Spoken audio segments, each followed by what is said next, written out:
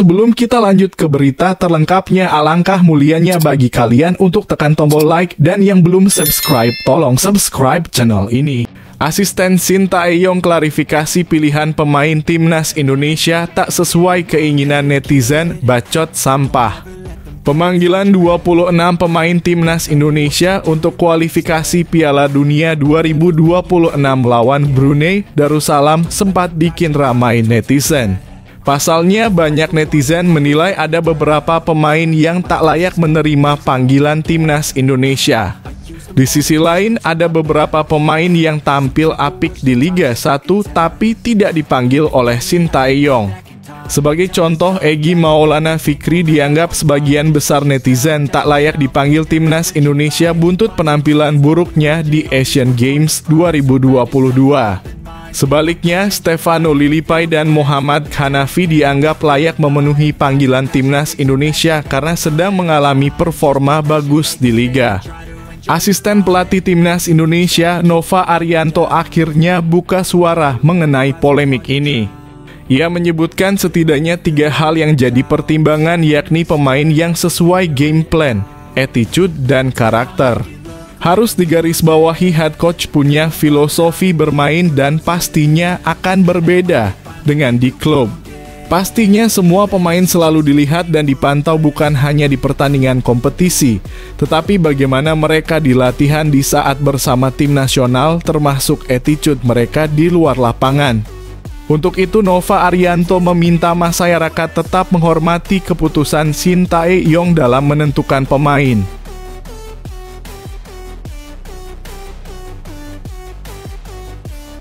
Shin Tae-yong punya standar tinggi untuk isi pos winger timnas Indonesia, nuansa pemain abroad mendominasi. Dari 26 daftar pemain yang akan menjalani duel melawan Brunei Darussalam untuk ajang putaran pertama kualifikasi Piala Dunia 2026 zona Asia, ada 5 pemain yang berada di posisi tersebut. Mereka adalah Sadil Ramdhani dalam kurung Sabah Football Club, Rafael Struijk dalam kurung Ado Den Haag, Egy Maulana Fikri dalam kurung Dewa United, Witan Sulaiman dalam kurung Persija Jakarta, dan Zaki Ashraf dalam kurung PSM Makassar.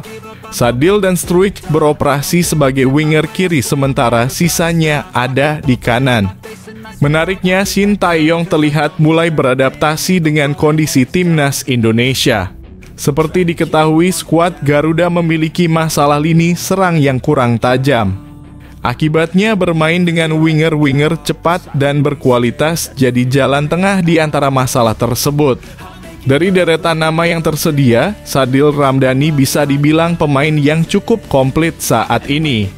Pemain lain yang siap mencuri tempat Sadil adalah Rafael Struijk.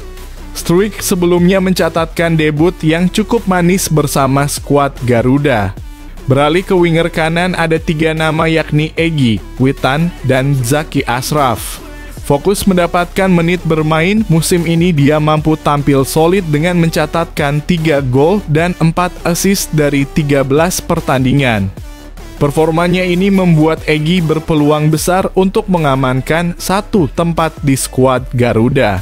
Berada di pos yang sama, Witan Sulaiman siap mengambil alih posisi Egy saat Shin Tae-yong membutuhkan jasanya.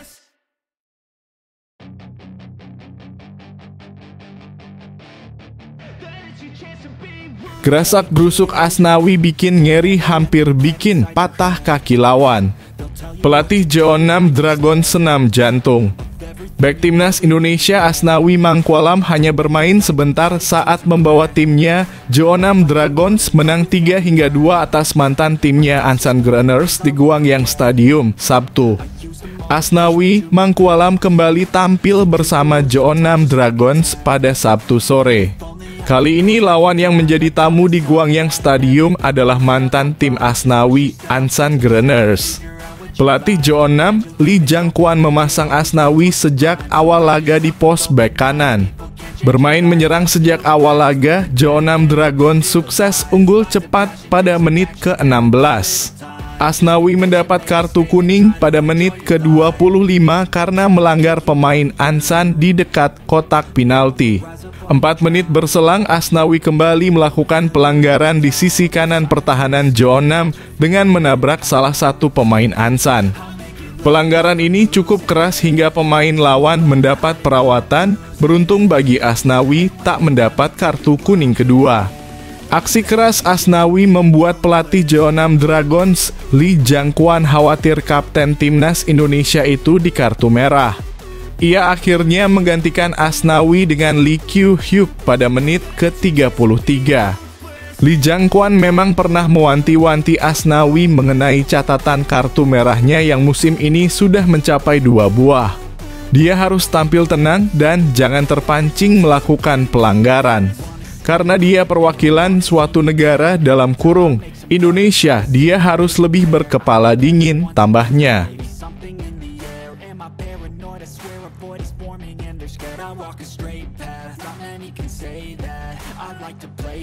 Akhirnya terkuak.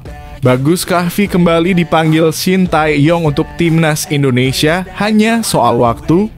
Pelatih Barito Putra, Rahmat Darmawan, percaya bahwa Bagus Kahvi akan mendapat kesempatan dipanggil oleh pelatih Shin Tae-yong ke timnas Indonesia lagi.